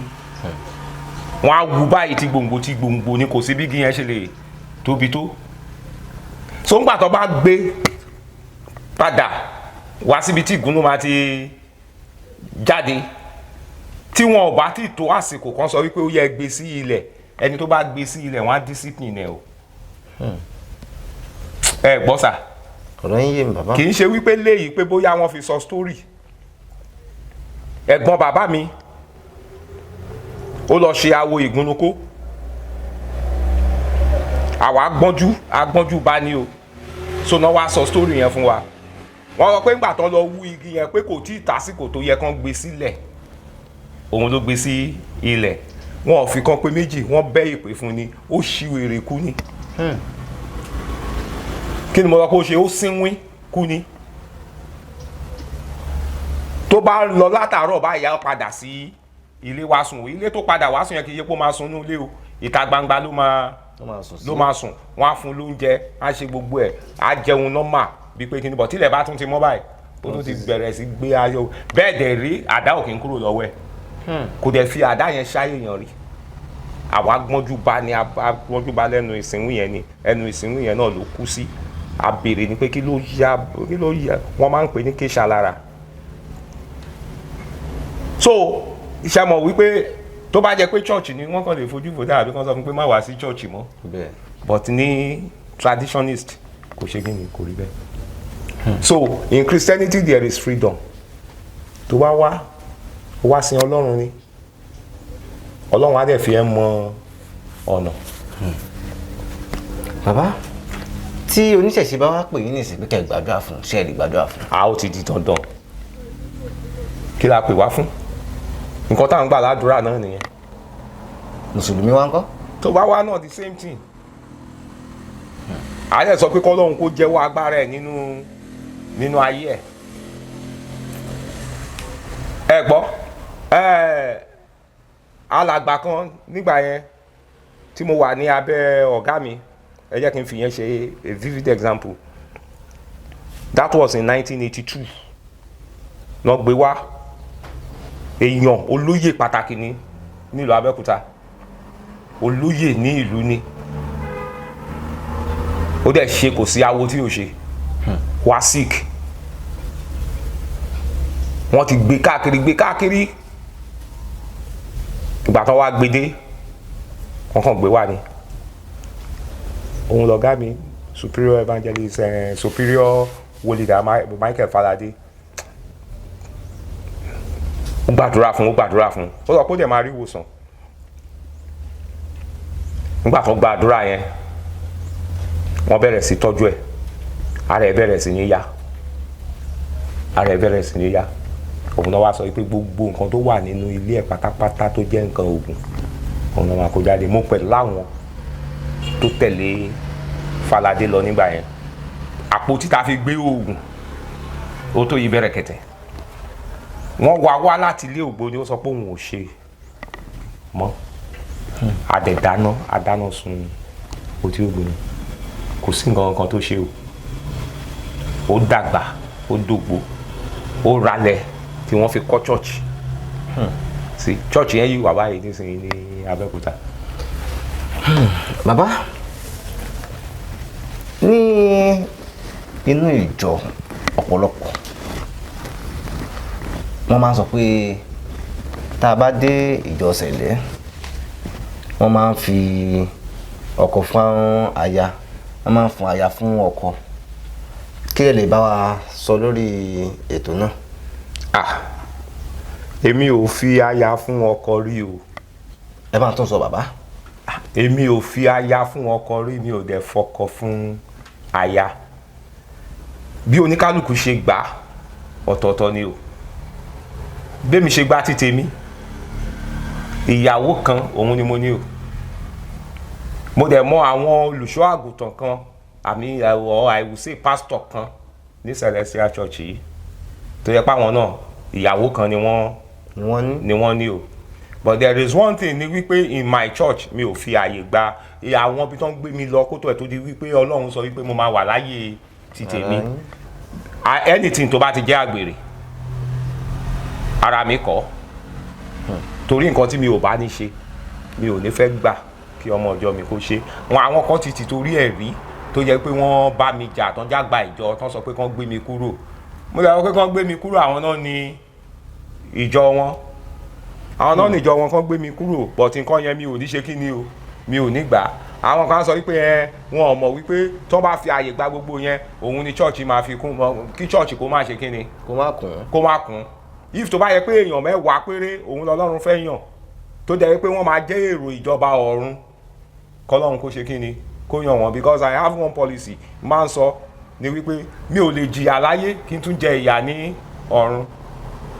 I'm a graduate I'm a professional Ọlọ́run sọ pé kí n wá fi gbogbo yẹn sílẹ̀ kí n wá dúró ti òun so ẹ̀yin kan ẹ wá dé ẹ wá bà iṣẹ́ yẹn ẹ wá ṣe kí ni ẹ wá bàjẹ́ no ó bẹ́tà fún mi tí bá dé ọ̀dọ̀ Jésù mi tí adé orí mi tí ìràwọ̀ yẹn ò bá ju 5 lọ kí 5 yẹn kó máa ṣe kí ni kó máa tàn ju wípé kí n dé ìjọba ọ̀run kí n dé adé sórí kí ìràwọ̀ ọbẹ̀ kó jẹ́ 5,000 kí kankan nú ẹ̀ kó má ṣàn.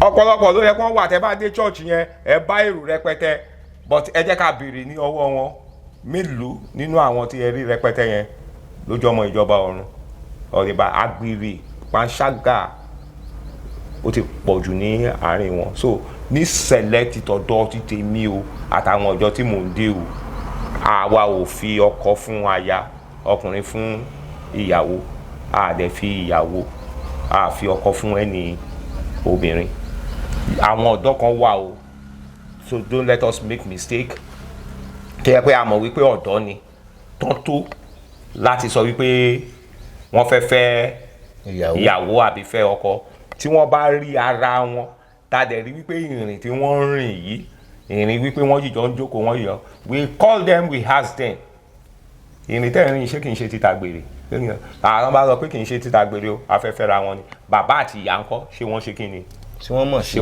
àwọn tó bá ti sọ pé wọ́n mọ̀ sí kárígò ni káwa náà ṣe ìgbéyàwó fún wọn ni tó bá tí Ọlọ́run bá sọ pé ó yá kọ́lọ́run dẹ̀ bẹ̀rẹ̀ sí bímọ rere fún wọn but ẹ jẹ́ ká kàn ń ṣe boyfriend and girlfriend wọ́n wá sí night vigil àwọn wá jìjọ ń jókòó sí kọ̀ọ̀rọ̀ wọ́n ń gbéra wọn ní sí ẹsẹ̀ máa lé wọn ẹsẹ̀ wọn kò ní balẹ̀.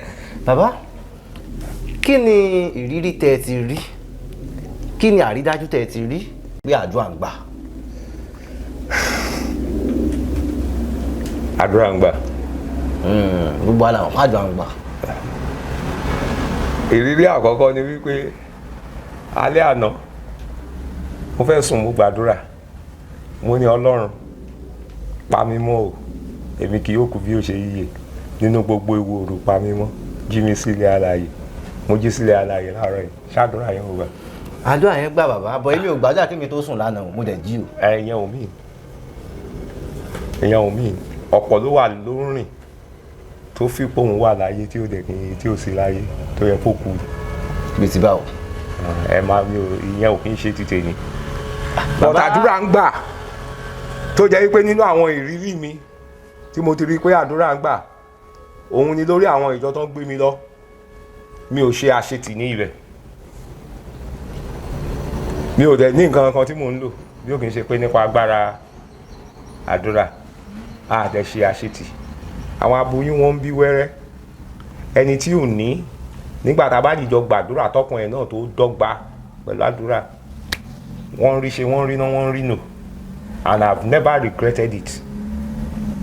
regretted it up till this particular moment I've never regretted it ibi tá a wà yí ọ̀pọ̀lọpọ̀ èèyàn ló ti bá problem dé ibi tá a dẹ̀ gbàdúrà sọ́lọ́run tó dẹ̀ kọ́lọ́run dẹ̀ gbọ́ àdúrà wọn tọ́lọ́run fi ṣe ìyanu the only thing ni wípé tádúrà ẹ bá gbà má fi ògo fún mi o fi ògo fún Ọlọ́run torí mi ò lè ṣe anything. bàbá tá a bá lọ sí church Ìṣẹ̀lẹ̀ wọn a máa sọ pé àwọn ń ṣètò ọ̀sẹ̀ àánú ọ̀sẹ̀ ìṣẹ́gun àwọn oríṣiríṣi iṣẹ́ báwọn tó sì jẹ́ pé tá a bá dé church míì ọ̀pọ̀lọpọ̀ mọ́tò lọ rẹ̀kẹ̀rẹ̀kẹ̀ sẹ́yìn náà máa ń ṣerú àwọn iṣẹ́ ètò ọ̀sẹ̀ àánú àwọn ṣe lọ́fíńdà gbogbo irú iṣẹ́ báyẹn èyí náà ṣe. mi ò fẹ́ criticize anybody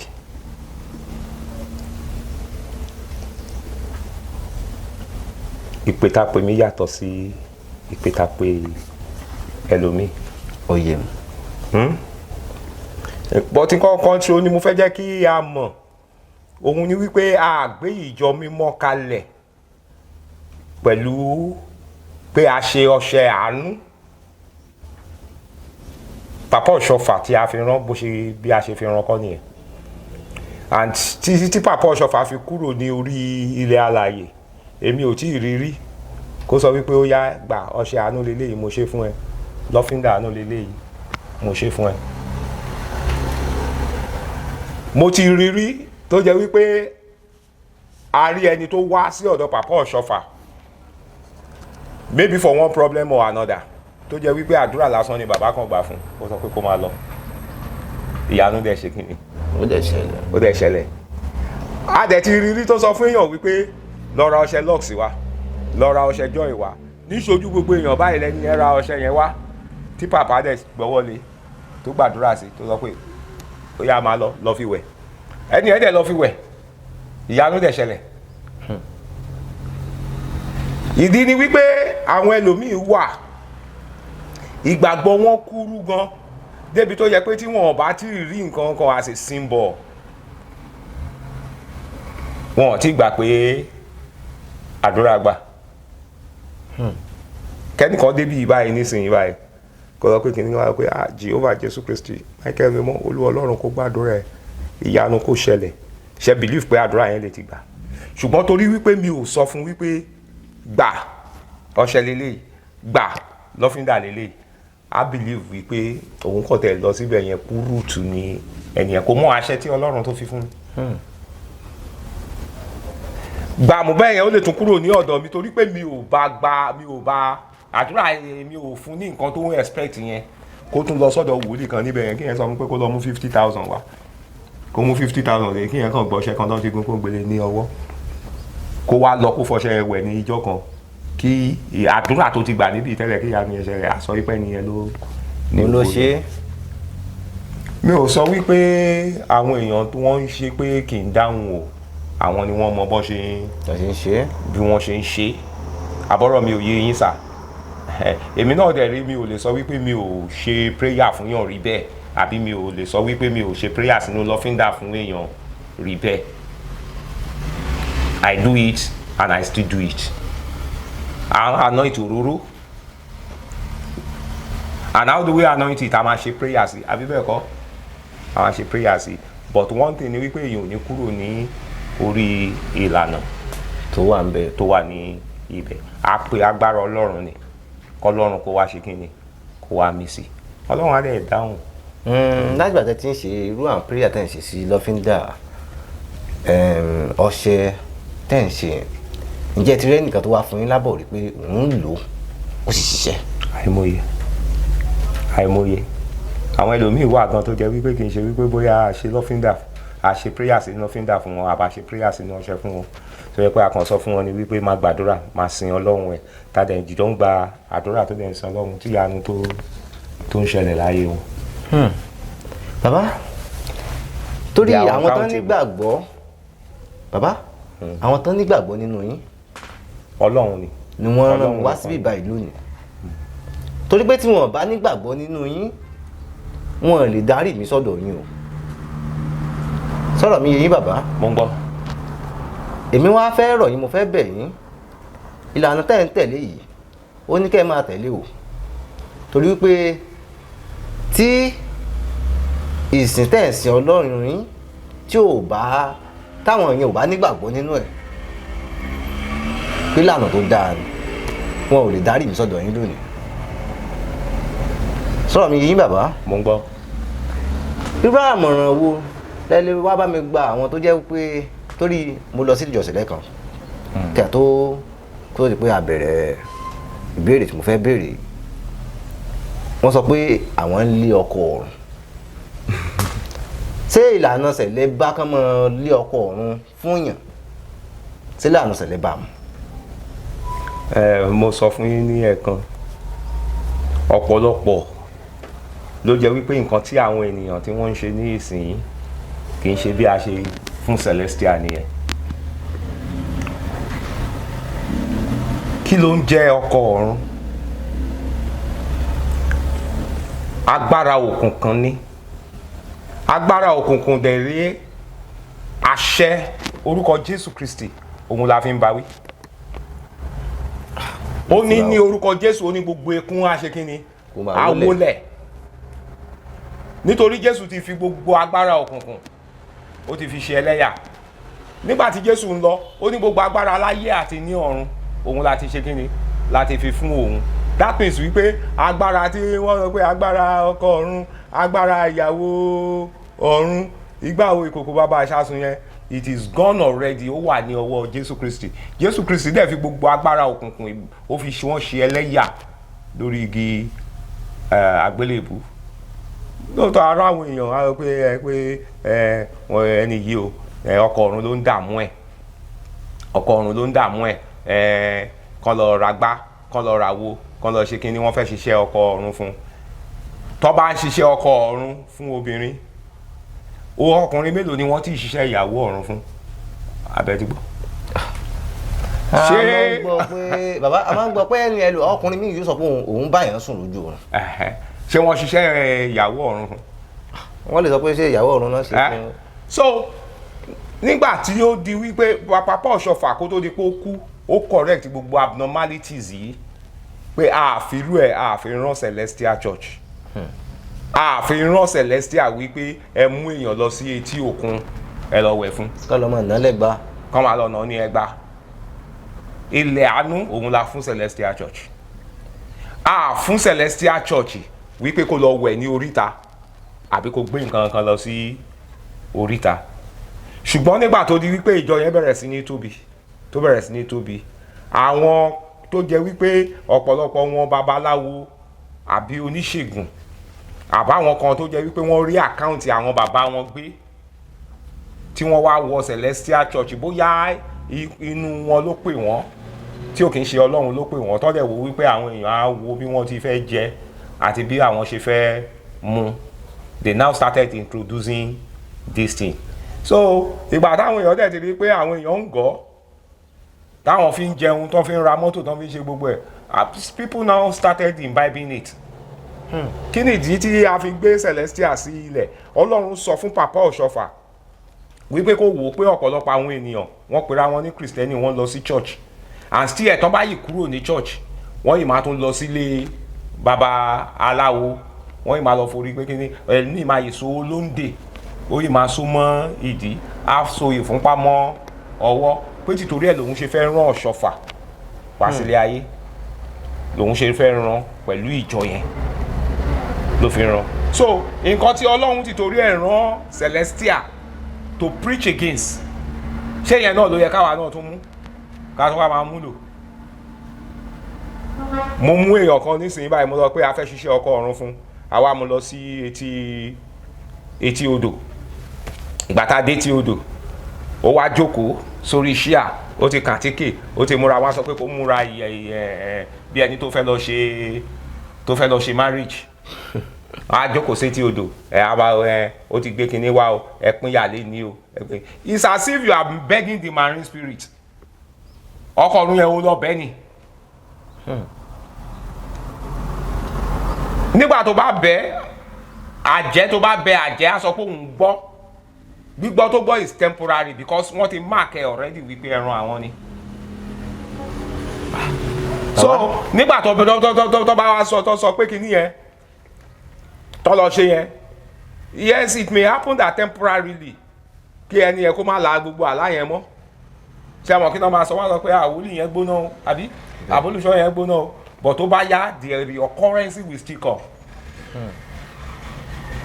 Tó bá lọ sílé aláwo tó bá sọ fún ẹ wípé àwọn àgbà ló ń bá ẹ jà ó máa gbẹ́bọ wọn wàá gbé ẹbọ yẹn tó bá gbẹ́bọ yẹn temporarily wọ́n á ṣe kí ni wọ́n á fi ẹ́ sílẹ̀ kí babaláwo yẹn kó lè gba ògo kó lè gba oríyìn and they will go back there to have their share nítorí babaláwo yẹn á ti sọ fún ẹ̀yin ìyá ẹ jẹ́ kójú mi ṣe o ẹ má jẹ́ kí n tẹ́ o. So wọ́n á agree láti fi sí ilẹ̀ temporarily but at the end of the day wọ́n yìí máa tún ṣe kí ni wọ́n yìí máa tún padà wá o wọ́n á tún yí padà wá láti wá ṣe nǹkan tí wọ́n máa ṣe àjẹ́ yẹn ló yìí máa pa ẹni ẹgbẹ́ yìí. But Jésù sọ pé ká pa àṣẹ ní orúkọ òun ó ní ẹ̀ tí ìbéèrè nǹkan kí nǹkan lórúkọ mi ẹ̀yin ẹ béèrè kẹ́ wá wò bóyá mi ò ní fi fún yín. So when you call yourself and ẹni tó ti rí orí ọ̀fẹ́ gbà tó ti kúrò nínú òkùnkùn tó bọ́ sínú ìmọ́lẹ̀ kí ló ń jẹ́ ọkọ̀ ọ̀run òkùnkùn ni wáyé tó ṣe pàṣẹ yẹn ìwọ tẹ̀mí òkùnkùn ń bá jà yìí mo pa láṣẹ lórúkọ Jésù ó yẹ ẹ̀mí òkùnkùn yẹn kó bẹ̀rẹ̀ sí ní jáde ó ní àyà yóò pa àwọn àlejò wọ́n á fi ìbẹ̀rù bójó wọ́n á sá jáde láti ibi kọ́lọ́fín wọn mi ò ní báyọ̀ lọ sí etí odò mi ò ní báyọ̀ lọ sórí ìta mẹ́ta o láti wá máa lọ bẹ ọkọ ọ̀run àbí ìyàwó ọ̀run àbí pé kíní ìyàwó ọ̀run yẹn let us come face to face ọkọ ọ̀run yẹn let us come face to face agbára kan ju agbára kan lọ Jésù àgbàdúrà wa ó má dàbẹ̀ ni pé ń ṣe là ń lérí. bàbá ẹ ń jẹ́ kó yé mi pé torí nínú àwọn nǹkan tẹ̀ ń sọ nísìn ẹ dárúkọ àwọn àjẹ́ ẹ dárúkọ àwọn àgbà sẹ́yìn náà nígbàgbọ́ pé àwọn àgbà wà ní àwọn àjẹ́ wà. àwọn àjẹ́ wà Bíbélì kan fẹsẹ̀ ẹ̀ múlẹ̀ ìgbà tí Sátánì tó ti rẹ́bù lóde ọ̀run tó ti wá sílé ayé òun ni Ọlọ́run ti ní alátakò ti wà. So lára àwọn alátakò yẹn náà ni àwọn àjẹ́ àwọn ni àwọn alágbára òkùnkùn. Ó ní nínú ìwé Éfésù ó ní kì í ṣe ẹ̀jẹ̀ àti omi ara òun là ń bá jà ìjàkadì bí ó kì í ṣe àwọn alágbára inú afẹ́fẹ́ àwọn alágbára inú òkùnkùn àwọn aláṣẹ ayé àwọn wo nìyẹn. They are the witches, the wizards, àwọn agbára ìmísí òkùnkùn. Ó ní àwọn là ń bá jà ìjàkadì. It is not that person that you are seeing physically. but that spirit tó wà ní inú ẹ̀ tó ń control ẹ̀ gangan òun gangan là ń bá ja ìjàkadì. So irú ìyá wa màá wá sọ pé mo bẹ̀ yín o ẹ̀yin ìyá a ti gbé iṣẹ́ ìwá sí oríta mẹ́ta o ẹ wá gbà. No àwọn ajá yẹn kan wá. bàbá ẹni káwọn àjẹ́ yẹn kan wá. let them come. ẹdún èmi ò tí ì rí pásítọ̀ tó jẹ́ pé ó lè sọ fáwọn àjẹ́ pé kán wá. àní kan wá ó ní agbára èṣù dà níbi tí Jésù gbé ń jọba agbára èṣù dà kò sí o ó ti wó. ẹ wo bàbá ẹ má jẹ́ ká fa ètò yìí lọ fà ẹni tó nígbàgbọ́ ò nígbàgbọ́ ẹni tí ò sì ní nígbàgbọ́ kò ní nígbàgbọ́. ìgbà tí mi ò bá ti gbàgbára lọ́wọ́ àjẹ́ tí mi ò ti gbàgbára lọ́wọ́ èṣù ò lè béèrè ní ọwọ́ mi wípé agbára tóun fún mi pé kí n dá padà. òtítọ́ ọ̀rọ̀. ó ní ẹni tó ń gbé inú mi ó ju ẹni tó ń gbé inú ayé lọ. ẹni tó ń gbé inú yín. bẹ́ẹ̀ ni ó ju ẹni tó ń gbé inú ayé lọ. kò tó sì ní. wọ́n dàbẹ́ ni wípé ń ṣe là ń lérí. ọ̀rọ̀ mi yé yé ká fi gbogbo ògo sílẹ̀ fún Ọlọ́run. ọ̀rọ̀ yìí náà sì yé mi náà. bàbá a tún máa padà wá bí. mo máa fẹ́ kẹ́ bá mi ṣàdúrà fún gbogbo ojú tó ń wò wá àti etí tó ń gbọ́ wa àtàwọn èèyàn wa ní Nàìjíríà àtàwọn èèyàn wa lókè òkun àtàwọn ọmọ Celestial Church of Christ kẹ́ mo fẹ́ kẹ́ bá mi ṣàdúrà fún wọn. gbogbo ojú tó ń wò wá ire òun ni ojú yín máa rí o. àmín bàbá. gbogbo ojú tó ń wò wá mo ní ire òun lójú yín máa rí. àmín. ojú yín ò ní rí bí o. àmín. gbogbo etí tó ń gbọ́ wa ẹ ní gba ìpè ìbànújẹ́. àmín. ìpè ayọ̀ òun lẹ máa gbà. àmín. mo fi orúkọ Olúwa Ọlọ́run tí tóbi jùlọ òun ni mo fi bẹ̀ wá. Ọlọ́run ló tó sìn. Ọlọ́run ló tó ṣe kí ni òun ló tó sìn. ó ní every other god na soso yẹ̀yẹ́ o. Ọlọ́run nìkan òun ló tó sìn. mo wá gbà ní àdúrà fún wa ọba tó gbọ́ àdúrà Jábésì torí àdúrà Jábésì òun ni àkórí ìkórè wa fún ìtìṣe ọdún yìí ọba tó gbọ́ àdúrà Jábésì á gbọ́ àdúrà ẹ̀. àmín bàbá. Bíbélì sọ wípé Jábésì ọmọ ìbànújẹ́ ni ìyá ló pé ṣùgbọ́n nígbà tó gbàdúrà sí Ọlọ́run ó ní Olúwa Ọlọ́run ò bá jẹ́ bùkún mi ní tòótọ́ sọ agbègbè mi di ńlá má jẹ́ kí ọwọ́ ẹ̀ kó kúrò ní ara mi má jẹ́ kí ojú mi kó ríbi má sì ti jẹ́ kí n rí ìbànújẹ́ ó ní Ọlọ́run sì gbọ́ àdúrà ẹ̀. ǹjẹ́ gbogbo àdúrà márùn-ún èyí tí Jábésì gbà yìí fún ìwọ tí o ní ìgbàgbọ́ mo pa ní àṣẹ ní orúkọ ti Jésù ó yá kó bẹ̀rẹ̀ sí ní bá ẹ rìn. àmín bàbá. láàrin èní tí o gbọ́ mi yìí tí o rí mi yìí sí èyí tí ń ṣe àárín oṣù kan péré dán ìgbàgbọ́ ẹ wò nínú Ọlọ́run láì mú ohunkóhun kan mo pa ní àṣẹ ni àdúrà márùn tí Jábésì tó gbà yìí kó bẹ̀rẹ̀ sí ní ṣiṣẹ́ mọ́ ẹni ara. àmín. Jésù Olúwa wa. àmín. mo rọ gbogbo Celestial ní àpapọ̀ ẹ jẹ́ ká padà sí ìrìn àjò ẹsẹ̀ àtijọ́ gẹ́gẹ́ bí a ṣe fi sílẹ̀ ní 1947 a fi sílẹ̀ pẹ̀lú wípé lọ sí oríta mẹ́ta a fi sílẹ̀ wípé mú èèyàn lọ sí aginjù láti lọ ṣe ìwẹ̀ odò fún a mú sílẹ̀ wípé ẹ dè ọmọbìnrin yẹn ní apá àti ní ẹsẹ̀ ẹgbọ́n ẹ̀nà kí ọkọ ọ̀run kó lè jáde ṣùgbọ́n a gbé ìjọ mímọ́ kalẹ̀ pẹ̀lú èyí tí ń ṣe àṣẹ ọ̀rọ̀ àṣẹ àdúrà ní orúkọ ti Jésù ni gbogbo iṣẹ́ ìyanu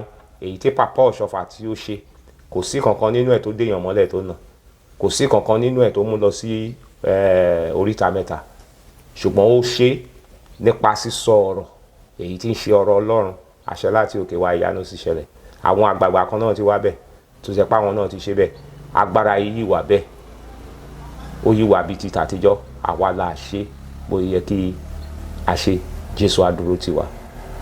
bàbá mo gbọ́ pé ẹ lè fẹ́ ṣe ìkórè gẹ́gẹ́ bẹ́ẹ̀ ṣe sọ láìpẹ́ yìí ẹ lè fẹ́ ṣe ìkórè kíni kí tó dá lé lórí.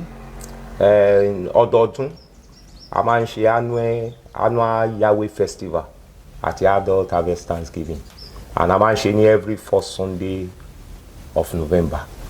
First Sunday of November òun la máa ń ṣe. kò tí ì pẹ́ mọ́. kò pẹ́ mọ́ a máa bẹ̀rẹ̀ láti on the 26th of October a máa ní different types of activities ní ìjọ kọ̀ọ̀kan títí tá a máa fi ṣe the final harvest thanksgiving ní on the 2nd November 2nd. Tíìmù ti ọdún yìí òun ni prayer of Jabez, àdúrà Jábésì, òun ni àkórí títí ọdún yìí. So ìyẹn ni nǹkan ọdọọdún dẹ̀ la máa ń ṣe.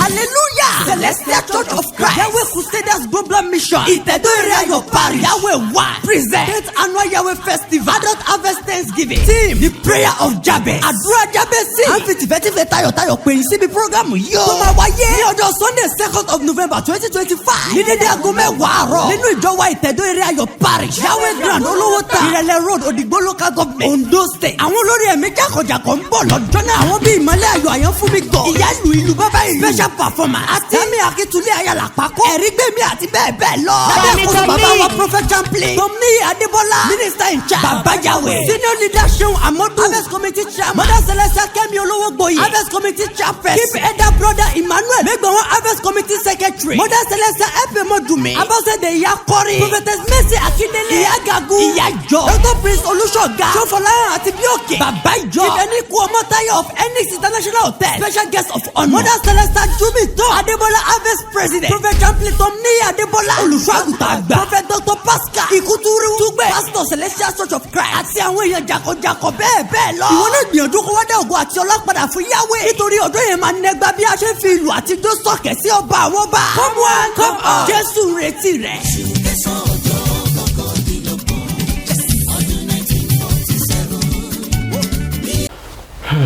Bàbá,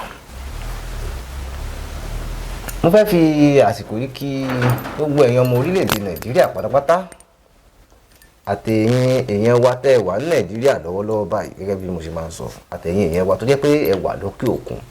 Mo fẹ́ fi àsìkò yìí kí yín lẹ́ẹ̀kan sí àkó ètò.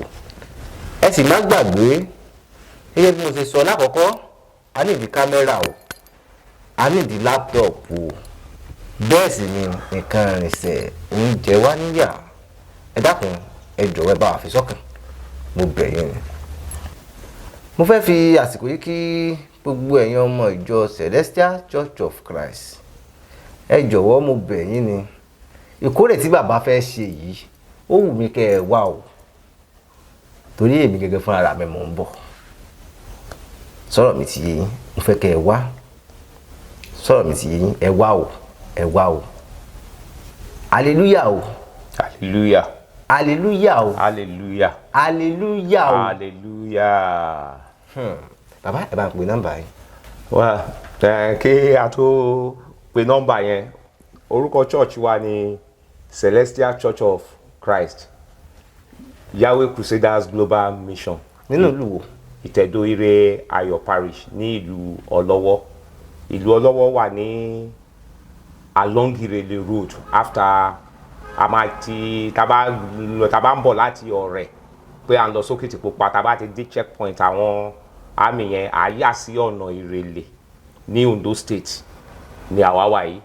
Àyà sọ́nà Ìdèrè, tàbá ti yà sọ́nà Ìrẹ̀lẹ̀ a lè rìn, tó bá yẹ pẹ́sẹ̀ la fi rìn kò pé ìṣẹ́jú mẹ́ta, tó bá yẹ pé mọ́tò ni kò pé ìṣẹ́jú kan.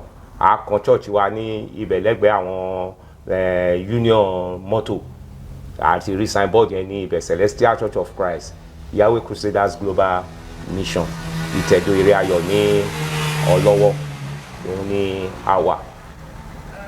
Telephone number mi tí a lè ti fi pè mí 080 55 64 30 37 080 55 64 30 37.